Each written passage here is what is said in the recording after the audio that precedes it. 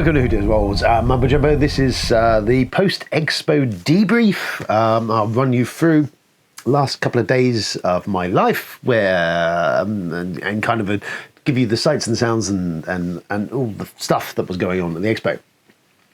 For the record, I'm fucked. Jesus fucking Christ. 10 years now, expo. 10 years, coffee. 10 years I've been doing the expo, and I'll be honest with you, I'm feeling it now. I remember being a lot more sprightly and more active on my previous expo visits, and definitely bouncing back earlier and quicker. However, here we are. So day one of the expo. What kind of ungodly hour? There's my carriage.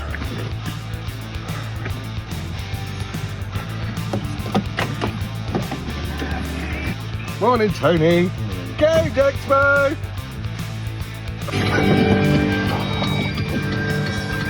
Expo, yay! Say zone board gaming, your turn.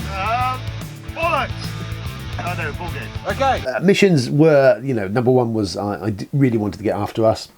I just like the idea of that. There was limited quantities of that. There's a special version of it with Big Ben on, but I was just mainly interested and fascinated by that, so that was something on my list. And obviously I'd cover some stuff I wanted to look for on the preview videos.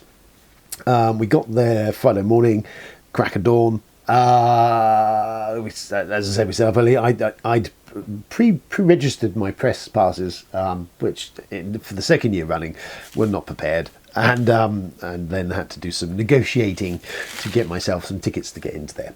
You feel What's me? the plan, Mike? I don't know. I've already had the trauma of having to blank my tickets because they fucked that up, and now I've left my glasses in Tony's car, so I can't see any fucking thing. So don't care what we look at because I won't understand what it is anyway. If you look through the lens, Oh yeah, you see things a bit better then. yeah. That might be the option. Just walk around with the camera out. Anyway, we're here. Yeah. Woo!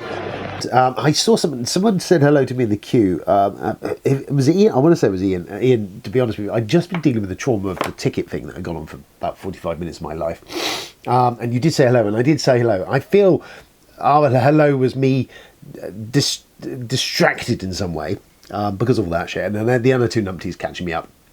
Anyway, hello to you, and I never saw you again for the rest of the show.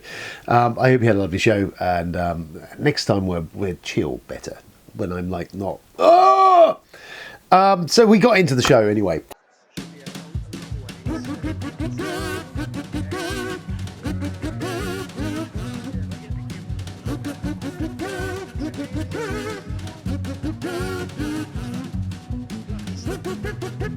And I bumbled around towards the back end of the whole one. Ran into, was hijacked by Andy Hopwood into the Playtest UK. I love Andy. He's always entertaining to meet the Andy. He didn't have a stand this year, but he was doing doing a lot of good work for a playtest. I did sit down. I played Escape the Rat Race. I don't know. I can't remember the names of the designers. And then you essentially had to do is play cards by paying the money on them, pot them out, and you wanted to build a tableau in front of you through about 4 generations of stuff. And some of these things were good. You pot them out and they give you a buff. Other ones just were a penalty to put out. But yeah, generally it looked aesthetically pretty cool. It played pretty smooth. It was quite easy to teach. There was a lot of miss a turn in there, which personally for me these days, miss a turn in a game is a bit like, yeah, is that the best you can do? Because essentially it just kind of disconnects me from gameplay. If your like third action in is you've missed a turn for 2 rounds and then you miss another 2 turns for 2 rounds, which happened in the game we were playing, and I was absolutely destroyed by my opponent. But it just kind of I did make a note on their thing. I enjoyed it, but yeah, the whole miss a turn thing is just kind of, it's been done. There's a better way. There's a better way of keep people engaged in your game rather than just kind of go, oh, you're out for 2 rounds. People lose interest.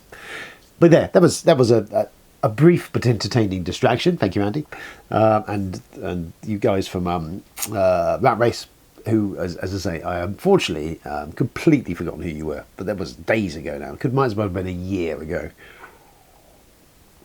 High energy, this one, isn't it? Bright Eye Games. I popped by, I saw the Towering Man mounting that as Mark Cook, and he brought me through some bits there, what they've got going on. So there's some stuff upcoming, which is Battle Dentel. It's a 2-player game with you set in the Core Quest universe. fighting over teeth in a mouth. Kind of, that was it. Different teeth have different scores and different abilities and stuff, and you're pluck and pulling them out. And cool like that. You know, it's an interesting theme. 2-player games are not my bag usually because I just don't get to play many 2-player games. But I'm sure I like the Core Quest universe. That theme is quite cool. That kind of quirky, kiddified, dungeony type stuff, and that's all good. And actually, while I was there, I got to look at the preprints of Core Quest expansion that's coming up, which is cool to see that. And I like some of the quirky humour and stuff they've got in there, especially the sheet and Mark showed me a map, and it's done like a tourist guide you'd pick up in a manky old hotel anywhere. That was pretty cool. There's a storytelling game that is The Plot Thickens. They've got 2 at the moment. You can combine these. So essentially, you play cards and you kind of tell a story. So think of I want to say fairy tale. I don't think it was, but games which are storytelling is prompted by almost fiasco-ish kind of, I suppose, prompting you to tell a story and do a bit of light role play. So there's a couple of them with more to come, and they can be combined. Kind of cool. Obviously, Core Quest stuff. I picked up a couple of promos for Core Quest. Bob the Blob and Carson, which is kind of cool. So that was nice to get them. Isaac is a Core Quest fan. We don't play it properly yet, but I'm sure we enjoy putting those into the game. And the last thing I was actually was interested, as Mark, I caught Mark a chat, was he brought up, was they're doing a reprint of Ponzi Scheme, which I think, I don't know, it's TMG Games. And it was, I remember looking at it, looking very dry and all that, and I played it in an Aircon a few years ago, and actually I was resoundingly surprised at how really fun it was, of this kind of cutthroaty sort of financial game, and it's not as deep or heavy duty as you would presume for what the setup is. So they're going to be reprinting it, which is kind of cool, because it's one of those that I've occasionally looked and gone, oh, I'd quite like to give that another crack. And of course it's not available, not short of mortgaging your house anyway. So yes, so that'd be kind of cool. I don't know when that's coming. He did mention it having a luchador theme, which I'm slightly confused how that's going to work, but a different theme to line up. But we shall see how the luchador Ponzi scheme comes along. But I count me on board. I don't know, as I say, I can't remember when it's coming. I think it's underway, but I'm not convinced we'll see it in time. But it's being worked on. Colour me interested. We do a pan around, see, and then we can pan up and around, and then oh fuck, and then oh dear, and then we can go. I should have bought my Bye. So we did the first visit into Bring and Buy, me and Tony, and I think Jamie as well. I did film, I thought, stuff in the Bring and Buy, which I've looked and I don't appear to have. So clearly I thought I was filming it and just waving the camera around, not actually filming. Excellent. Bigger this year. There was a whole kerfuffle on Thursday night and into Friday. People actually want to book their games into the Bring and Buy. There was a massive queue on the Thursday night. I think they called it around about 11 o'clock and basically said to people, you're not getting in. And I think it was much the same story from Friday morning onwards. It's sizable queues of people trying to book their stuff in. Queues into the Bring and Buy were differing levels of mayhem, but we just walked past and caught it at times when it was quite low. And Tony loves a Bring and Buy. It was bigger area in there this year. Definitely, it felt roomier once you were in there. Lots of stuff. Did I see anything that blew me? I was on the hunt for a Star Trek Ascendancy. If I could have got a reasonable version of that, that's what I was after. What did we see in there? There was, Who Goes There? I was tempted by a couple, but they were very differing prices, and I kick myself for not picking up. There was one for 50 quid, which I think it was the first edition one with minis, but it was the cheapest one I saw of it, though I think people had better deals in there. I kind of regret not picking that up, because even though I've got the thing and lots of other those types of games, yeah, I kind of Tony was also looking at it. We were both like, oh. I saw Dark Souls, the ball game for like 20 quid, which I should have looked to see what was in it. I kind of thought, I'm always quite fascinated by, but then secondary I thought to that, there's a reason. It's £20. Someone will get it. Am I going to play it? Probably not. And I know it's kind of a bit broken and messy, so I declined in the end. But it was a tempting thing. Defenders of the Realm, I saw that for 20 quid, and that again was another one of those. I was like, oh, that's a good price actually for that. But then ran through it again. When am I going to play it? It's a big old school sort of big questy adventure-y thing. very cool, no doubt, but it's like, I got lots of them. Do I need another one to add to the pile? No. And there's generally, on the whole, other than the usual standard, either X-Works dross or just overpriced stuff, people just wanting a lot of money for stuff that you could walk out into the retailer hall and pick up for a couple of quid more. That always kind of baffles me. But there was a lot of stuff in there. Not a lot for me. There was a few things I was tempted by. Expeditions, I think the Lewis and Clark dice game kind of came close.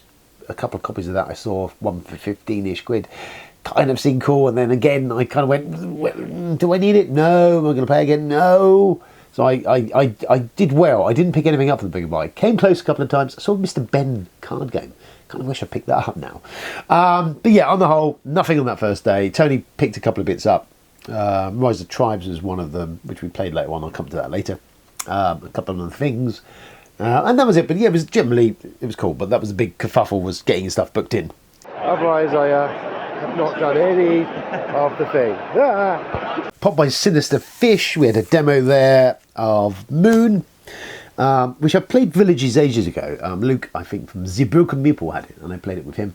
And I kind of, it aesthetically looked kind of cool. I like the art design and all. It was fine. It had not done anything to really grab me. Moon, again, thematically cool. Looked lovely. The components on that were absolutely stunning and brilliant on these things.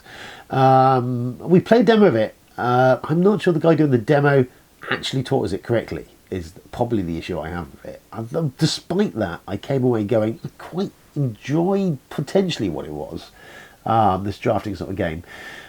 But yeah, I don't know. I was left, but I feel that was marred by that. I don't think we were taught properly how to play the game, which is a shame, but it was okay. Oh, there goes Corquest thingies. So yeah, it's cool. And then, so I don't feel I can comment either way whether it's good or bad or different, because I don't really know. I enjoyed what I saw and played of it, but I'm not entirely sure that we were doing it properly. And then we played Wizards & Co., which is in pre-production. It's something that's coming, I think, later in the year. It might be a stretch, I don't know. It's still being worked on. Essentially, the idea is you've got these tiles of these represent these dungeons with different areas you can pop cards against, which you're looking to collect gems. Cursed gems are minus points, so you don't ideally want them, and then the other gems are worth point values. I think as you collect more of them, they will give you more points. And you've got cards that represent different creatures in your hand. Everyone, I think, essentially starts with the same deck of creatures. And they work different way. Imps, for instance, the more imps you get out, they multiply the value of what they do. There's giants in there. Everything kind of interacts with everything else. If you place your cards in certain ways, you can invalidate other people's areas. When you win these dungeons, there's cards in the centre that represent treasures you get, which will either allow you, for like the ones I got, allowed me to cash in my cursed gems actually to a points value to help me out, and did other stuff. That was the gist of it. I come away playing it thinking, I've played this game before and I don't know what it was. There's definitely something else like this that it really rang some bells of something I've played before. That was like, I'm sure I've played something like this. I mean, it looked kind of cool. The takeaway from it was, number one, was it's going to be a ridiculous table hog for what it is, because at the moment the dungeon tiles are about this big, and if you got, I think you have 3 of them, the game we were playing 3, they start to spread out, and then you're putting cards around and they spread out more. And for what is essentially quite a simple card playing game thing, it just suddenly takes up a lot of table space. I get how that, I don't know, but again, it's being worked on at the moment, so potentially they come up with maybe a more refined way of doing that. But yeah, overall, I enjoyed it. I mean, it was only a very quick demo of a couple of rounds we played of it. I got what it was doing. As I say, somewhere in the back of my head I was going, I played a version something like this before. That's what I was taken away from. I think it looked cool, it played fine. It didn't set my world on fire, if I'm honest with you. Something I'd maybe revisit again to come up to, but I didn't come away going, okay, that's on the list. I was just like, it looks kind of cool. But yeah, we'll see as that one develops, because I feel there's more work to do on that one. But yes, on the whole, it was fine. That's damningly faint praise, and I apologise, Dave, and all that for Sinister Fish. It was, yeah. Yeah, that's the gaming area. There we go. The video gaming area. Tony waiting for bag. Well done, Tony. There we go. Then we went back to the hotel. We played Cat in the Box, which is something I picked up. I think it was on Zatu I picked it up for 25 quid. And I've seen it a few times, but it was always expensive when I've seen it outside of the real world. So I was tempted by it because I like a trick-taking game, but it always 35 or 40 quid I've seen it for. It seems excessive. It's supposed to have deluxe components. It is actually, to be fair, the production quality and all that in this box is really good. The tokens and all that are fantastic. It did surprise me how much bling there is in the box. Got some dual layer boards, which are kind of cool. Lots of dual blade, really thick, nice things. Really score pad. Some really nice tokens that look like lovely lozenges that you'd like to eat. All of that is very cool. And then the card deck you come to is fucking appalling. Really thin card quality. I don't know, it's just something about it. Very cheapy. Oh, they're the ones we haven't played with. It's really cheapy, but already, I kind of, even after a couple of plays of it, everything started to look a bit, I can see them now. The cards are a bit marked, a bit scuffed. That's like 2 plays of a game. They're going to have to sleeve them, clearly. But I'm kind of left going, could have potentially been a 35 quid game. That's not cool. That's not 35 quid's worth of game. Component quality. Aside from that, what about everything else, fucking box. Aside from that, the actual game is quite fun, a lot of fun. I really enjoyed it. We played a couple of games of it because we did enjoy it. Yeah, the idea is it's a trick-taking game. But the idea is there's no colours on all the cards. So essentially you make a choice of what the card is. You say it's a red this. So whatever the number is, you apportion a colour to it and then you mark it on a grid. So essentially that colour cannot be used again. Using the old Schrodinger's cat idea. So you get this game of part trick-taking. You're trying to program in advance. Well, you're trying to say in advance how many tricks you're going to win, and you get bonus points for that. Every trick you win is worth bonus points. But you're also playing this meta game of there's a grid that you fill in. You can score extra points for how you've orthogonally got matching tokens of yours on there. But also there's this other game on top of that, there's meta game of this, where you're also being careful of this game of almost of battleships, because you're claiming colours of cards, which is slowly whittling down what cards are going to be available to play. So you start off with kind of cool card of high level cards, but as people play other ones out, it's invalidating what cards you can play. If you're making sense to me, to a point you can get caught in a trap where you can't play any of your cards because all the colours have been already pre-selected by people. And then you have a thing called a paradox, and if you get that, then all your tricks are actually minus points, all your cards are minus points, and you get absolutely fucked. So yeah, Cat in the Box. I actually really enjoyed it, aside from the terrible card quality, which I will say again is fucking shocking. I will sleeve them. The actual game itself, I really enjoyed. I think the production quality is lovely. It could have been done probably cheaper, or keep the price but make the cards better. If you see it for about 25 quid, I think that's not a bad price for it. And generally, on the whole, I can see this getting a lot of play, which is why I need to sleeve it. Which I'm not a sleever, but I'm going to have to, because otherwise it's going to be fucking destroyed in about 4 games.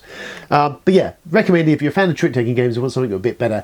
It sounds incredibly complicated, and the first teach was a bit tricky, but once we understood it flowed really well, and it's got lots of variety in there, viability. It plays up to, I want to say, is it 3 to 5 players. There's rules in there for 2-player games, and it whipped along. Once you know what you're doing, it whipped on really quick and was really cool. And just as I say, on the whole, it looks kind of cool on the table, and it was, yeah, fun. Really enjoyed that. That is Cat in the Box, the quantum trick-taking game.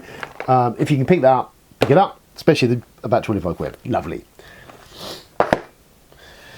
Then we played a dice stacking game that Tony picked up. It was Pirates Dice. I can't remember the name of it. I didn't take a picture of the box.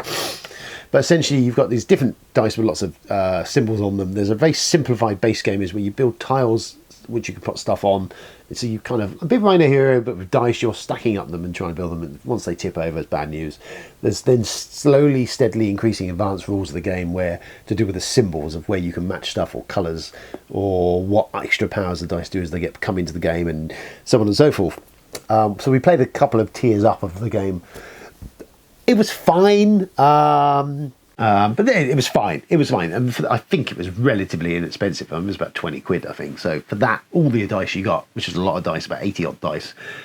Yeah, I could, if that's your jam, baby, then jam away. Then we played one of Tony's bring and buy things, which was Rise of the Tribes. I think it was that. It's kind of got a mix of mechanisms of dice manipulation. You roll dice and program them in every round. One of these free abilities to either move around or gather stuff or power up your tribe, which is kind of a nice, neat touch where if you get doubles on those dice you play out, they cause events to happen, which can be good and bad. But aside from that little thing you're doing, you're also moving your tribe around the board. And if you're picking, I say breed, I can't remember what it was, but it might have been breed, you can put more. If your tribe's down, every time an area gets over more than 5 or more tribe members in it, if it's just your tribe, then you just go down to 5. If it's a mix between other ones, then it's kind of like stuff comes off until you're down to a 5 minions in there, 5 tribe members, whatever numbers and colours they are. It's this mechanism I've seen before of that sort of, if you throw a load of your colour in against a couple of reds, you're going to chip them away and end up with that. And it's something I've seen. I can't think the other game I've seen that in. I want to say Cry Havoc, maybe, possibly. For Portal, something like that. Anyway, that was kind of cool. And actually, it surprised me. Actually, it was surprisingly quite entertaining and light once we understood it. Lots of like this light civish area control kind of warish game. That this a nice mix of mechanisms, if I'm honest. Felt a little meeple warish for some way in the back of the head. And I think with more players, it could get real brutal. But yeah. Actually, that was, I'll give Tony a tick for that. That was something that had not been on my radar, and I quite enjoyed what it was doing. I'd be interested to play it again. So that was that. And that was it, really, for the first day of the expo. Whereupon we all crashed, which was probably most needed. So let's take a pause for a minute, shall we? And we'll come back to that soon. This video some shit. Saturday morning, I haven't had nearly enough fucking coffee. Jamie's not had nearly enough coffee. No, I can have more coffee. More coffee. Tony is wandering. He's been caught in the. He's been sucking in. He's gone. Desperate to get that bring him by. Can't get. He's going. He's going. He's going. He's gone. It's like he's he's gone. caught in a tractor beam. He's over there. He's over there. Vanished. It's like he's caught in a There tractor he is. beam. He can't help it. He hasn't bought anything to pipe with it. Moving in for the kill. Expo Day 2. I am still struggling. I tried this. This is, I think Lidl's or one of them, a freeway cola. It's fucking awful. Literally terrible. No. I'd run out of Dr. P and we went to the lunch with the missus. Thought I'd pop in. There's one across the road. Get that. Might time me over. Fuck me, no. That's quite grim. Anyway, I distracted myself. Day 2. So we started. I had a really early start on day 2, which was 8 in the morning, which was downstairs in the hotel lobby to catch up with my favourite Polish designer, Ignacy Czepacek. And he was there with a demo of Imperial Miners. It's the forthcoming latest addition to the Imperial Settlers franchise. Not designed by him, and the name of the designer escapes me, but I did take a photo of the box. I think it's on there. It's a very well polished pre-production copy. I think this is underway or going to be produced very soon. I think it had them shipped in, so I think it's almost finished. It's going to be their big Essen release, or their only Essen release. We'll come back to that in a minute. But yeah, so it is Imperial Settlers. It's got the same kind of aesthetic and cool look of the Imperial Settlers game, which I love, which is lots of little details going on the board. It's a tableau building game and a engine builder. Speaking to him, he said the original design was people diving under sea and going down deeper into the water, and you were finding stuff as you went down. They've rethemed it to be mining, which works very well in the Settlers things. You have a board at the top which gives you some abilities in each of the things there, and then you have 4 levels of digging to do. So level 1, 2, 3 and 4, and you draw cards from those variety of decks throughout the game. The level 4 cards are harder to pull. There's certain things will trigger that. The boards you can pick at the top give you some of those options, and maybe some of the cards. So there's a lot of cross sort of pollination with the cards. The level 1, 2s and 3s you pick. They have different factions which relate to the factions from the Imperial Settlers games, the Atlanteans and all that sort of stuff. They all gather or give you abilities or stuff as you go. And essentially how it works is as you place a level of your dungeon, so level 1, you pop that down, the dungeon, your mine, it then triggers, and then it triggers everything above itself in its run. And they all interconnect. And you can get extra buff points by connecting more stuff as well. So there's like a overall thing to score lots of points. But essentially, as you go down, you put more and more levels down there, and then you trigger it every time you do this. So your engine gets kind of better, and you can sync stuff up. You can hit some really good combos. I was really enjoying it. It was very quick. It played very fast. Obviously, it helps you got the Ignacy there teaching you, but it did move very quickly. It was really straightforward, and I really enjoyed it. It was my sweet spot of engine builder and this tableau builder thing. It looked like there was a lot of variety there. Even the one play I had with it, I could kind of get the synapses purring away as, oh, there's all these different options on it. And it was generally very cool. I was really impressed. The idea is to say Essen release with it. It's going to be very reasonably priced. It's sort of like $30 sort of market area was looking at, 30 quid, $30, somewhere around there. So it's a small kind of cheap and cheerful box that almost like an entry point to the Settlers to point, because it's doing similar to what the others do, but in a much more simplified version. And I thought it worked really well and was a really good point to jump on. It's just as a standalone game alone, it was really cool. I love the art design of these things anyway, and it was really solid. It really purred along really quick. That's pretty much what I can say on it. It was great. It was really great. I look forward to playing it again, if I'm honest with you. It was definitely hitting my sweet spot. I've said anyway there. So yeah, as a side, I was talking to Nancy about this being their only release at Essen. It seemed kind of like, ooh, you usually do lots more stuff. But one of them was they were holding fire because they were a little bit, I'm running scared as such, but concerned as to what Lorcana's going to do. The Disney CCG that's coming from Ravensburger, which I think is launching at Essen. So they were kind of hedging their bets on how big a deal that's going to be, and didn't want to put all their eggs in the basket in regards to that. I'd be interested to see if anyone else, any other publishers in the same boat are staying a little away from Lorcana. I don't know. I meant to sit and play a demo of it at the show. It was there to demo, but every single time I went around, the queues were ridiculous on it. And I didn't have the energy to be standing in the queue for that long to look at it. I'm not going to be invested in it myself. My days of CCG and even LCGs to a point are behind me. It's just a cash sink, but I don't know. Is it going to be a big thing? Do people think so? I just wonder if it is. I mean, the feeling's a little bit too Disney-fied for me. I'm not a big Disney fan, so that kind of maybe cuts me out of the loop anyway. Granted that Star Wars and other stuff is under their banner, but I don't know how much of that will be in the initial run of Disney or Lorcana. I don't know. What do people think? I'm personally like, I've not played it, so maybe people played it at the show and went, oh, this is amazing, and it's going to get the buzz. I shall wait to see. But yeah, Imperial Miners, really good. One I would say to keep it on your radar list for later in the year, Essen time, or when it comes out after sub-Essen, October-ish time, because I think it was really solid and really good fun. Thank you, Ignacy, for taking the time to show me that. Lovely. Then we went into the whole. Anyway, whilst all this was going on, so I had an 8 o'clock demo of with Imperial Miners. My plan had been to get foot over the halls, get in as early as I could to get in the queue for After Us. The bigger problem was there was a whole foobar over my passes this year, so I ended up with just entry passes, just normal punter ones, not press ones. So I couldn't get into the fucking halls earlier to do press stuff. Which would have been very helpful to go and queue up for After Us. But yeah, that little space, that little breathing room you get like in a half hour or so before everyone else comes in, or an hour, it's really helpful to go around film and just get a location of stuff, and I couldn't do that this year, so that was highly frustrating. But we may do. Anyway, Tony had to move his car and was doing other Tony stuff, so he said, I'll get in the queue for you. I'll get in the queue in advance for After Us, which was very nice of him. So me and Jamie left after the demo, popped off for breakfast. Tony was in the queue. He took offence to this later on. I could understand to a point. But, he was being a good boy. Got there just in time, joined the queue, and yeah, Tony had got us a prime spot. And After Us is here.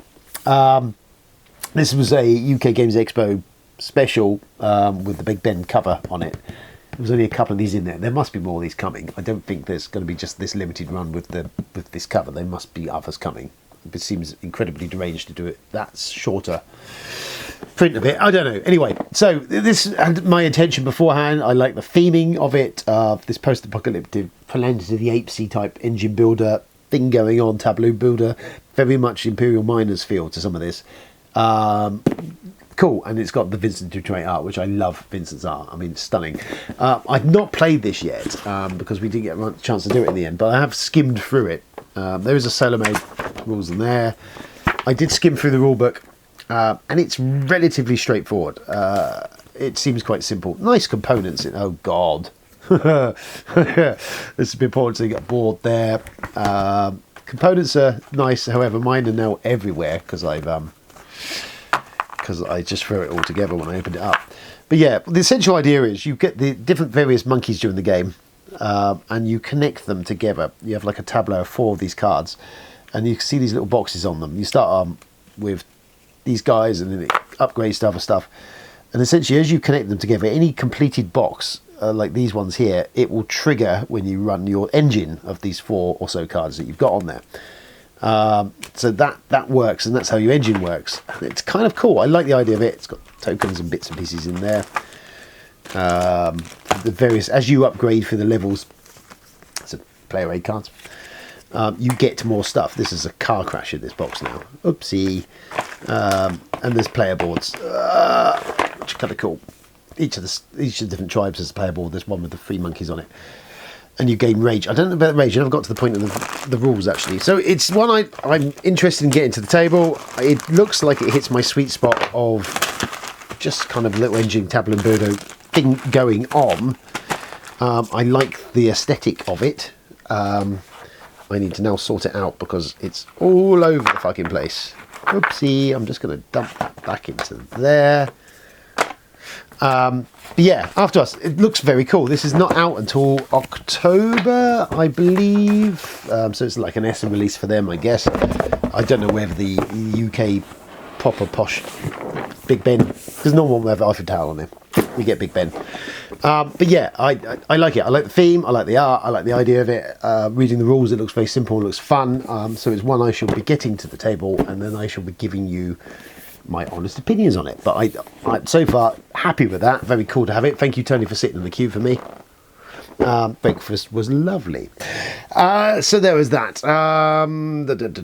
We played some other stuff. There was Would Like to Meet was a party game we looked at, which is kind of a bit of a cross between Joking Hazard and a bit of Cards Against Humanity. Essentially, you had like a blind singles ad, and you pull cards to relate to what it was that person is, and then from the cards you have in your hand, you make your best response as to who's replying to the advert. It was amusing for the brief 5-minute play we had of it. I don't think it's got any legs above that. If you haven't got any of those particularly silly party games in your collection, then maybe this is one you might like. I have a couple of them. They're all right for a 5-minute play, but that's kind of the extent of it. There is nothing more past that other than that initial. That's quite amusing. They're kind of a muggles game, I feel, that you can play with people who don't really play games because it engages them. This one didn't seem to be too offensive, and kind of, it was fun. I amused by it. You know, it was good. Passed by Yay Games. They had the new thing, which was 1 sheep, 2 sheep, which was a card playing game where you had essentially fields for sheeps at the backs of the cards, but fields, and there were certain levels of quantity of fields of animal they wanted in them, either sheep or pigs. You could play cards from your hand which were equated to sheep or pigs, and ideally you were trying to trigger and win like trick taking almost, win sets of these fields by playing out the correct amount of animals to it, and there was ways of mitigating that and other things. It played quite fast, quite fun. It looked okay. I mean, it was entertaining.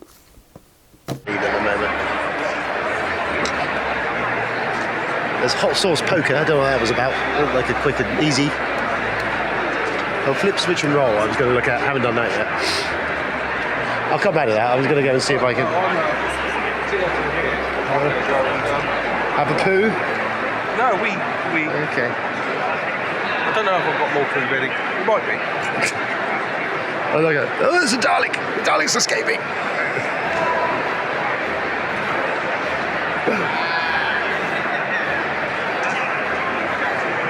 Oh,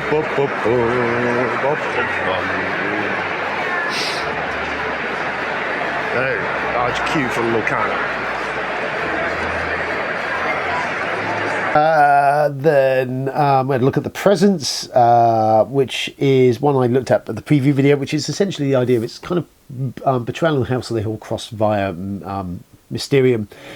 It's a semi-co-op game. One person is a ghost in this house, and everyone else is going around trying to fulfill the whatever it is to release the spirit of the ghost, or make it right in the world. However, you don't know whether the ghost is a nice ghost or a bad ghost, and there's like semi-co-op nature to it. Some of the stuff you're doing could be empowering the ghost, which might be bad news if it then turns out to be a bad ghost and everyone dies. It looked kind of cool. I didn't actually get to play it. I like the ideas of the themes and all that. It's going to Kickstarter, so I'll wait to see what happens with that. But yeah, that was an interesting take on what we've seen before.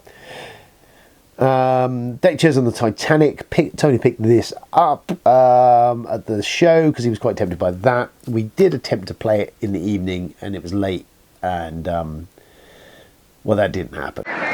So, place your deck chair attendant down on a square with a deck chair of the colour, or on a square without a deck chair in it.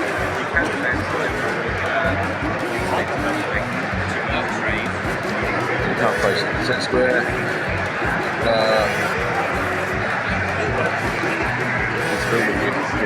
It's good. It's on the fly. Wrote Tony doing rules in the middle of the night. There's no one here. Look at this. Yeah, we're empty now, aren't we? Yeah, lightweights. I don't want to be clear if Tony. Someone eating. You can film someone eating. Where? Is that? Paper bag. I'm zooming in. Oh, he did. I haven't listened to anything you've read out, Tony, just so we're clear. Sorry, I apologise. Go Ahead Punk, got a chance to see that. I meant to go back and have another proper play of it. It's Dirty Harry, the board game, essentially. Lots of Easter eggs and hints and sort of like lovely little homages to 70s cops movies. If you're a fan of that style of stuff and that thing, then the aesthetic and everything about this was really kind of cool. It's on Kickstarter currently, and they're funded. However, they could probably do a little more help just funding a little bit more. That's Go Ahead Punk. I like the look of it. I need to look myself because I might well back it. In fact, I should have probably backed it because then I could have got a really cool sniper meeple at the show, which I didn't do. So missed out there. So that was kind of cool. What else have we got? Joyride. We sat down, we played Joyride from Rebellion Unplugged. They've been reprinting like the Judge Dredd board game and Blockmania and all that. They did Sniper Elite last year. This is still in development. It's kind of a Mario Kart-ish battle cars type game. You go around in the circuit trying to go through gates, and you can launch bombs and oil slicks and bash and ram each other, and like a sort of destruction derby in this kind of small little sort of enclosed arena type thing. It uses dice. You lock certain dice in, a bit like Heat in that you're manipulating what you're using to drive around between your gear stick and what dice you're locking in. It's not, I say a bit like Heat, but Heat uses cards, but similar, a sort of kind of similar mechanism to that. It was entertaining. It was quite amusing. We played it for a little bit. It was fun. I don't think it quite captured my Mario Kart vibes, because I am forever always looking for that Mario Kart type game, and I did see Gen 42 game had something similar to this actually on their stand for about 26 quid, which I meant to go back and have another look. It was Junkyard Racers, I think it was called, which looked very similar to this, similar thing but more kiddified, but more players and that Mario Kart again feel. Anyway, I digress. But yeah, it was all right. It was all right. It's not finished yet. They're still under development. It was weird because you could go up to about 6th gear in the game, which I don't know, or 5th gear or whatever, but I don't see where you'd ever reach that point because the board isn't that big. So even at 3rd gear, I was pretty much close to running into walls every time I moved or did anything. So we'll have to see how that one develops. It was okay. I was not blown away. It looked very cool. Aesthetically, it was cool. But yeah, gameplay-wise, left me a bit, didn't quite hit the sweet spot. Then we went rumbled around the halls. There was The Family I saw, which is a self-published, small independent designer. Essentially, a bit like Godfather, the board game, but it's a card-based sort of laying out bits on the board. Bit of Take That. It looked like it could actually have been quite a bit of amusing fun, doing horrible things to each other. It looked terrible. Aesthetically, it was fucking shocking. And I always baffles me when these small designers put out this stuff and probably sink quite a chunk of money into it to self-publish a game like this, and it look like a shit show. Because you think, but baby, I know artists aren't cheap, but find a way around that. I would, just maybe spend a bit more time developing. I don't know. Aside from that, I'm willing to look past the aesthetics if the game is cool, and it looked kind of cool. I did contemplate going back and actually seeing if I could blag a review copy of it so we could play it and see if it was any good. It was about 16 quid at the show, which is not mega bucks, but the aesthetics of it led me to go, whilst it may be good, it might be that diamond in the rough. It was a little bit steep for me for something which did look like garbage, which potentially if I did subsequently get it and play it and it was garbage and looked like garbage, then I wouldn't feel very happy about myself. So I don't know, I might reach out to them and see if they will offer a review copy. And if they do, then we'll give it a play and see what it's like. And if it is very good, then I would tell you it's very good, and then I'll send you away to go and buy it. That's what I'll do. Back and Fu, I got a look at that as well, which I thought was always an interesting concept from my preview video. Card-based game, again, it was doing with war or peace in things. It looked okay. Aesthetically, it was definitely better than The Family. But the demo didn't grab me. And I don't know whether that was more to do with how it was demoed. I didn't really have a proper play of it. They kind of just run us through how it would work. Again, it was okay, but it didn't zing for me, that first sort of look and feel for it. I could have looked past again the aesthetics and all that, would have been kind of cool, but it just didn't really set my world on fire, so I passed that by. But yeah, it looked okay. Board and Dice, we popped along to see them, which was always nice, and had a chat. So obviously they offered me a review copy of Books of Time, which I'll be honest with you, I had seen from afar, and it was being previewed or premiered at the expo. It's a very heavy box. And I knew it was about making books. It does look very cool. When I actually looked at it, there were some crazy, stupid components in here. There's essentially, you're building actual books with, so like this. And you've got book pages here, these cards you go in, and you're actually building little books, which also is tableau building, and I think it's a bit of an engine builder. It does sound, it sounds a bit gimmicky, but it also looks kind of cool. I hope all this works. I do worry, I don't know how good the card quality on these cards is. That we've all got those Lever Arch files where they tear it apart, so I don't know. It looks, the concept is cool. I haven't looked any more than the innards of it. Whoopsie. Oh, that's a good, thanks for that for a guff.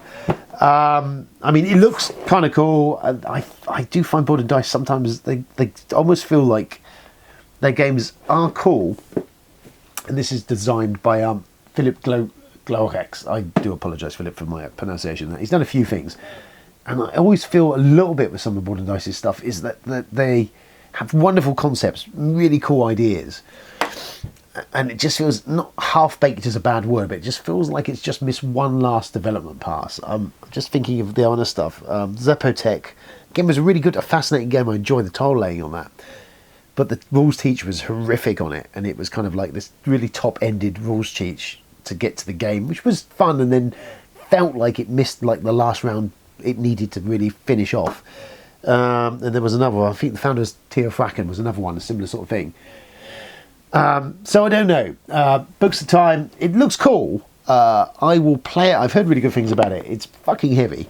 But yeah, I need to spend some time to sit down and play that and get a feel for it, which I will do. Aside from that, they show me they've got Side Quest, which is this new series they're doing at Essen. There'll be their Essen releases, which I think I've got one here. They're based on existing franchises. So the first two at the gate is going to be Nemesis and Seventh Sea, which is the pirate RPG game. And essentially what you do is you kind of have this 3D cube in the middle of the board, which has got bits of clues and stuff you use in relation to cards and other bits, depending on what the scenario is you're playing, to solve puzzles and work you through that. The idea is that each one is a little bit different, so it should have that kind of feel of a fresh play. And yeah, and like we were discussing the things like the unlock games or the escape games, which they're cool, but they always feel like the same kind of basic process behind the wheels turning to make you finish the game. And these should all feel apparently thematically and mechanically different each version you play. I'm quite interested because I like Nemesis, obviously it lends itself well to that, so I'd be interested to see. And they have got others. They haven't announced what they are, but they've got some other ones coming, and all of these are going to kind of be themed, licensed IP related to various other games, I presume, and other stuff. But that's their SM release, so we'll be interested to see how that plays out and what that's like. And once I get a chance to sit down and play Books of Time, I will give you a full review and follow up on that. Yes, that's the end of that page. Mantic Games, we passed. I had a chat with them about Worms, because obviously Worms was announced during the show. They didn't really have anything other to show other than the mini they had there. It's going to have Worms minis in it, which are kind of cool. The idea is they want to try and hit that sweet spot of being low rules overhead and not too much fiddly to give you that kind of Worms feeling. They're also talking about they might have an app with it where you can use that to make all the worm noises and stuff, which is cool, because that was always kind of the cool thing about Worms. I am interested because I always loved Worms. I just feel like that, like Slay the Spire and in fact Terraria, which I'll come back to later on, is these games that they take an existing IP in video game and transfer it to the board game. But the problem is in that process, it just becomes overly complicated, overly fiddly, and too much bookkeeping going on, which kind of misses the trick of what you originally wanted to be doing. And I kind of feel that, I don't know, we'll see what they do with Worms, because it could potentially, if they can hit the sweet spot of being fun and low rules overhead and not too much fiddliness, then it could be really a lot of fun. It's a very knife edge. It can go wrong very quickly, but we'll be interested to see how that does. Then, at the time they had the Hellboy dice game there, which was reduced to, I think, about 16 quid.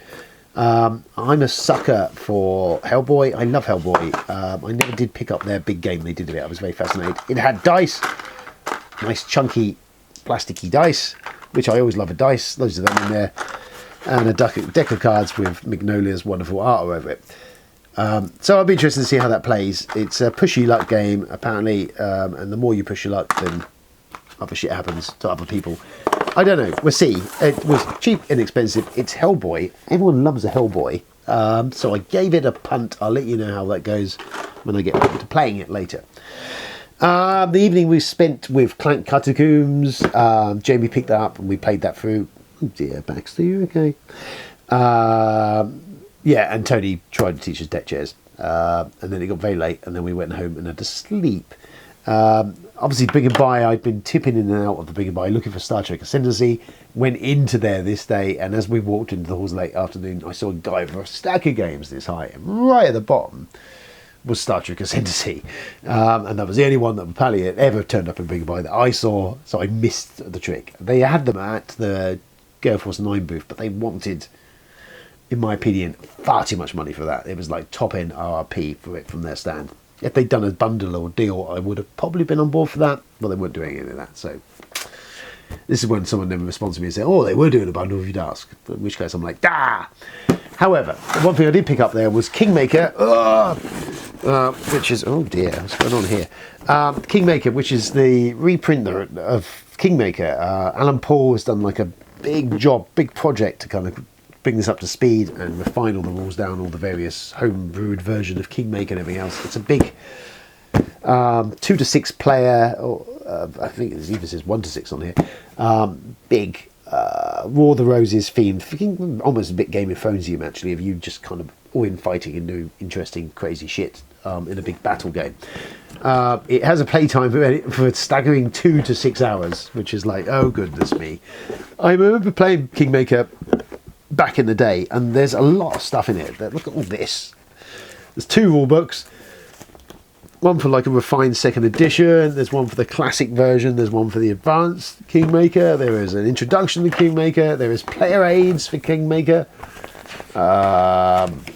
Yes, lots of player aids, big thick player aids, and then the solo guide in there. There's a lot of meat in there. I kind of held off on it because the RRP on this was quite eye-watering. Oh shit, this has gone everywhere. Oh my goodness. Well, this is going to need sorting out. So yeah, I kind of resisted it because it was just a little bit rich for my blood at the Kickstarter and at retail. I understand a point why, because there is a lot of shit in this box. And lots of decks of cards, which are now spread everywhere in my box. Oh, fuck me, yeah, there's shit everywhere. Well, actually, no wooden components, but yeah, it's a big box of cardboard and printed stuff. I understand, lots of stuff isn't cheap. I managed to pick this up at a very reasonable, about 40 quid from Zatu, but they only seemed to have one case of them and they were gone on Friday, so I think I was lucky to get them. I'd seen it, I'd ummed and ahed, went a little bit further into the halls and then went, you know what, fuck it, I'll go back and I'll pick it up because it is cheap, and it was the cheapest I'd seen it the entire show. So yes, cool. When I get around to reading the rules and playing that, I will report that fully on how Kingmaker goes. I think it could be fun. It could be something that goes down well with my group, because we all like a bit of take that and bitching each other and doing horrible stuff, and it's all of that is what Kingmaker offers to you. So we shall see how that goes. And so that brings us to the end of day 2. Oh, the serenity of Hall 2 on a Sunday morning. Calm, relaxed. Before the fucking mayhem begins. Hello, bustly. There we go. Day 3, to be honest, was knackered. We were all knackered. I was feeling it. Went back into the halls. I did take a chance at looking at Flip, Switch and Roll, which is one that had been on my radar before the show. It looked fine. It was a dice game where you roll dice, you had a deck of cards, you turn cards and you can manipulate the dice. You were trying to hit a set number, depending on what your dice was, your number in front of you. You have a card, with a number on it, and you're trying to manipulate the dice to hit the number on your card. You win the card for hitting that dice number. That was essentially it. Played a little demo of that. It was fun. It was fine. I just was just like, okay.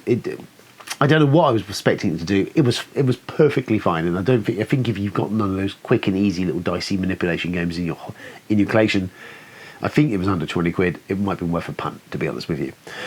Then yeah, Terraria. I actually sat down and had a look at the Terraria game that was announced at the show, and it does look like it captures. I've never really played Terraria to any level. I'm aware of it, and it's definitely more I think it's like a Minecrafty, open world, sandboxy type style weird game. I never really understood it, but apparently is quests in it. I don't really know. But yeah, this looked like a fairly decent version of it. The problem is it falls into traps, as I said earlier in the other video, or this video, depending on how I edit all this together, where it's a big. It looked like it was going to be a table hog because it's spread out these 4 zones, and you could dig up and down and do stuff. There's lots of monsters on them. It was just fiddling this on fiddling this on fiddling this. The guy was demoing it, saying, "Well, this is what you do, and then you get this, and this would happen, and this happens." So much bookkeeping, so much fiddling this, so much fucking maintenance. No child who loves Terraria is going to fucking play that because they're just not going to be interested in it. I don't know who it would be aimed at. Kids are going to probably get bored if it goes mass market because they're all Terraria, you like that, and get it for little Jimmy. Little Jimmy's just going to be like, what the fuck is this? I don't know. I don't know who it's really for is the issue. And I go back to this whole doing versions of board games or video games is a nice idea, but invariably it doesn't fucking work, because the whole thing about a video game is really cool is you can sit down and you can just play it without thinking about it, and then when you throw it to the table version, it just becomes this big huge hog and log of bookkeeping and fiddling this and mucking around and stuff, and it just sucks all the joy. That's the end of that video. It cut off. I was filming and I wasn't aware that the timer had timed out the camera, and it just cut off. So the rest of that stream of consciousness and nonsense is lost to time now. So yeah, just as a quick recap, this is now me now. So that was a day after the show. And I went to work and then I crashed, and I feel like I picked up a COVID or something variant because it kicked the shit out of me. And now this is 2 weeks removed from that period of time, and I'm still not 100%, as you will hear, but I'm better than I was. But yeah, whatever the hell it was, kicked the utter shit out of me. So this is why this has all been delayed. So I've been editing the video last couple of days just to put it together. It is a big video, as you've seen. It's a big one, but could I split it? Yes, I could. Can I be asked? No, I can't. Let's quickly recap where we got to. So yeah, Terraria was the last bit I was talking about. Everything I just said, yes, it just looks over bloated, over complicated, over confused, over everything. Just stick to playing the video game. Sunday, this is the last day of the expo. I did pop via Bez, lovely Bez, and multiple games. Bez has always got lots, and she had loads on display, but this is one I picked up at a demo. Really great demo, actually, with this. Fantastic. One of the best demos I've had at the show. A game about auctioning cubes and winning an auction to become an auctioneer. I splashed out the full thing for the bag of cubes as well. Really cool little just Bez game. Fantastic. I really enjoyed that demo of that, and I picked that up straight away because I just thought it was really cool. Other than that, that was kind of, I think that's it for the show, really, for the day. There's probably other stuff I saw. I had written stuff down. Can't remember what the notes are. It is done now. Managed to bump into James. Hello, James. Yes, we bumped into each other and we sat. In fact, that was a nice way to round out the show, actually, to be honest with you. We all just went to the pub and had a couple of pints and talked absolute bollocks for a couple of hours. And you know what? That was just fine by me. And nice to meet you, James, in person. Lovely. So yeah, that was cool. That was cool. It was a good show. Next year, hopefully, I don't die off the back of it. Final thoughts, any wrap-ups, anything else? I don't know. I don't think I've got anything really takeaways from it. I mean, the bigger buy was mayhem, but that's always mayhem. I never personally got anything, as we covered earlier in it. Tony picked some stuff up. There was stuff in there. I don't know. People are outcrying at the moment over the bigger buy. Oh, it's terrible, but you know, whatever. So is the Expo's a show I've been doing now 10 years. It's grown. It's huge. It's monstrous. You don't see everything, and I know I haven't seen anything. But it's kind of a home away from home. It is my holiday, and I love it dearly going to it. However, it was exhausting. So I am alive. I am mostly well. I am on the mend. It is Father's Day today, so I'm going to chill. Son number one has just bought me a brand new camera. Fucking hell. So thank you, Ollie. Son number one, lovely. Son number two is still in sleep. Son number three bought me some random shit that he's just thrown at me. Love him.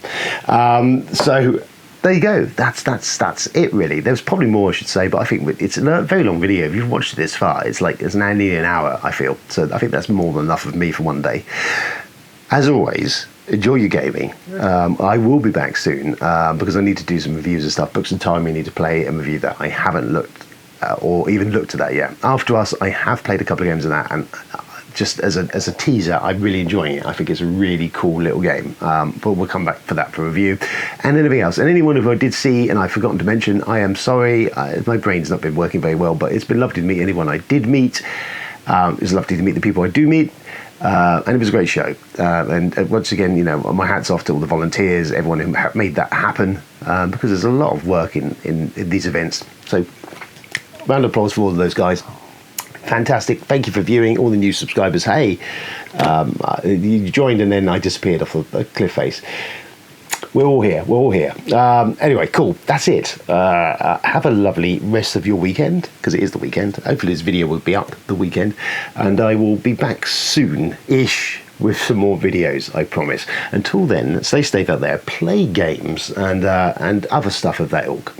And all you daddies out there, happy Father's Day. Now, I have coffee to drink. I have not much to do, so I'm going to chill the fuck out. Adios.